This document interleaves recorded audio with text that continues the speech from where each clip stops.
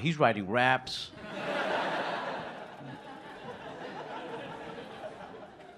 One time I was like in a very like quiet, low-key coffee shop, and this girl comes up to me. She's like, "Hey, excuse me, are you writing poetry?" I was like, "No, I'm writing raps." I tried to hide my notebook, and she tried to peek over my shoulder. She was like, "How come it says jerk off right there?" I was like, "Don't worry about that.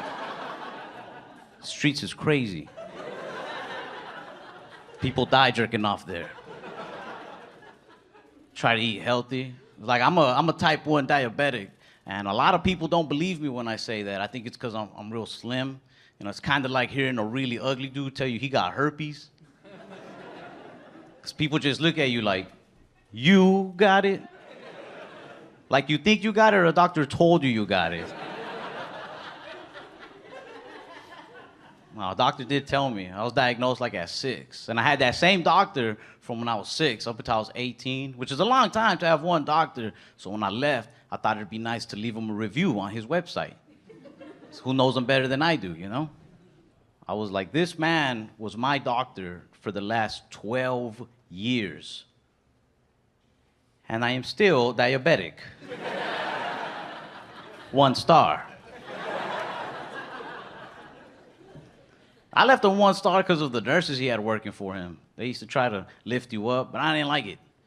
Because they'll say things like, you know, in time, you could actually find that diabetes could be somewhat of a blessing in disguise.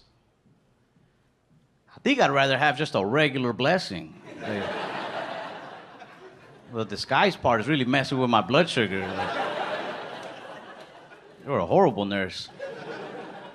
But I took her advice. Like years down the line, though, I was at a bar and some of my friends started a little fight. And this dude pushed me. So in my head, I was like, diabetes. I didn't want to fight him, so I said, hey, man, you don't want to do this. I'm diabetic. And this is one of those little things that sucks about living in America. He goes, me too, and then punched me in my face.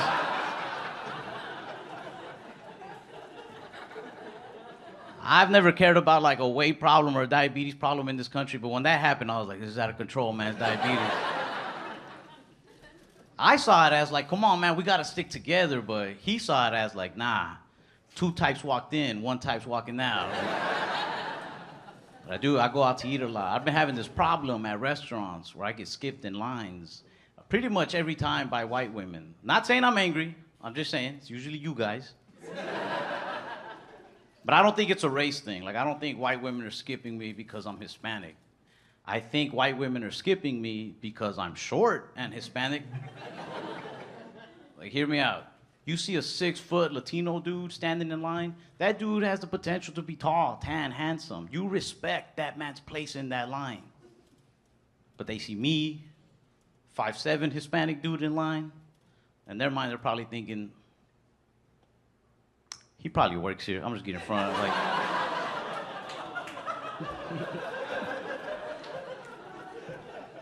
I don't say anything though. I don't really think it's a big deal. If anybody's wrong in the situation, it's me. Because if it's a good-looking white girl, I'm like, man, whatever. But if it's like a white woman that has a ring on her finger, then I'm like, racist. I don't say anything though. I feel like I learned my lesson once. Because I skipped a white woman once. I got in front of her and she goes, you're gonna regret that.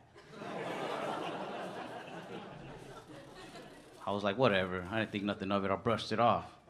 Then like 2 days later, I went to my old neighborhood to visit my grandma and they turned their house into a yoga studio.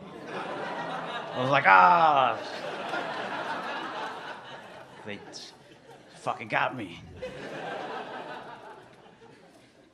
Honestly, I kind of like when I get skipped by white ladies. Only the older ones, because they do it with like some guts behind it, with some attitude. You know, like older white ladies with the little glasses. They'll get right in front of you and then look back at you like, what? Go ahead, say something. This is a target. Who do you think they'll believe? I'm like, fair enough, fair enough. I don't know where I fit in. I really don't. Like, I can't even hang out with my thug friends anymore. Because we'll be smoking together, and then they like to say cool thug shit, but it'll also hurt my feelings a lot of the time. They get real dramatic when they hit the joint and be like, man, dog, you know, when I think about it, all my real friends are either dead or in jail by now.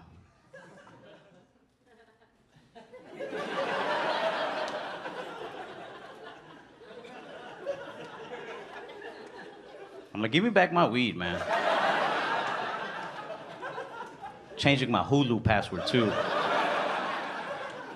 That's for my real friends. I got like my suburban friends too, but they're like college kid, preppy type people, very cocky. Like they can never answer questions by saying yes or no. They always gotta say stuff like, you know me. That's weird. That is the strangest way to answer a question. I talked to my buddy James. I was like, yo, James, a couple weeks ago, we were hanging out at that bar and you seemed to hit it off with that one girl, and I've been meaning to ask you, did you two go home together? He was like, Ralph, you know me. You know me. I was like, dude, she's been missing for like 13 days, man. I don't know you at all. My educated friends are trying to get me into politics more. They're like, man, you don't ever see these immigrant stories on the news and get upset. You know what I mean? Because our parents were immigrants. Doesn't it make you mad the way they treat people? I was like, I don't watch it, but I mean, I'll try. Because I get it. Everybody has something to be offended by, you know? Like, and I want to be a part of my people. I want to find something to get offended about. I want to be mad. I was watching all these different political channels, but I couldn't care much. Until I started watching CNN. They were doing this special on China. And now I started getting a little offended, right? It caught me. The first thing that caught me, 80% of Americans don't trust President Xi Jinping. And I don't think that's true, because I don't think 80% of us knew China had a president. Called my buddy Peng, because he's from China. I was like, yo, you guys have a president in China? He says, no. He said, it's more of like a chairman position. I was like, oh, well, I don't trust him. And then I kept watching. They said, the biggest threat to our country is the country of China. And that's where I got mad. Because China has not only clothed and fed me for the last 20-something years, but after every meal, they give me a little message of inspiration. China's my biggest threat? No. I'll believe they're my mom before I believe they're my biggest threat. They start pressuring me to vote a lot. I don't like that either. I miss being a little kid, getting pressured into more human things, like gangs, drugs. You knew which one was dangerous. But with voting, you can never pick a right side sometimes, you know? You think you know, and then somebody comes out of the shadows with some hidden facts that they read online.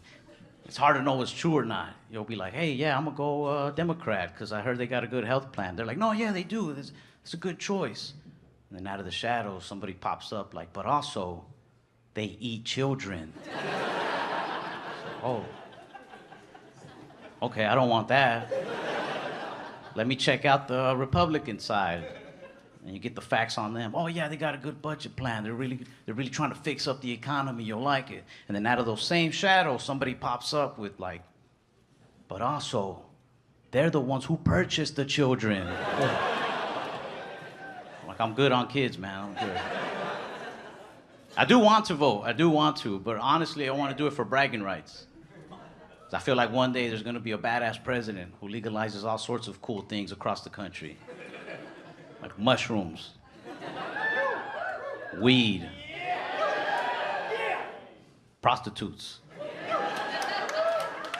Not saying I'm just gonna go indulge in all of these, but I would like to think if, you know, by some circumstance I find myself sharing a legitimate blunt with a legal prostitute as we file her W-9. In that moment, I want to be like, you're welcome, by the way. I voted, I did this. Like, it's just scary. Like, you really do got to get informed, man. You can't just make a snap decision. Like, I'm 25, but I don't feel like I'm old enough to vote. You know, like I want to pick a president, but at this age, like I'm still learning how to pick good mechanics. I got my wheel alignment the other day by a dude who guessed the price off the top of his head. I just pulled in. I was like, "Excuse me, sir, how much is it for a wheel alignment?"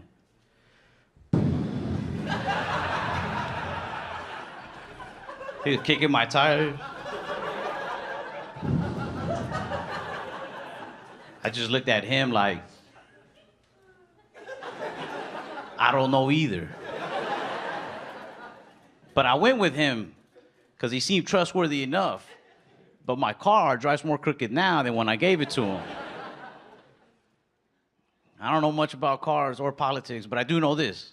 I do know that sometimes people running for office scare me for the same reason that mechanics scare me. Have you ever noticed people who run for office talk about the country the same way mechanics talk about your car? They're like, "Can I fix it?" "Yes, but I gotta take it apart from the inside." Really?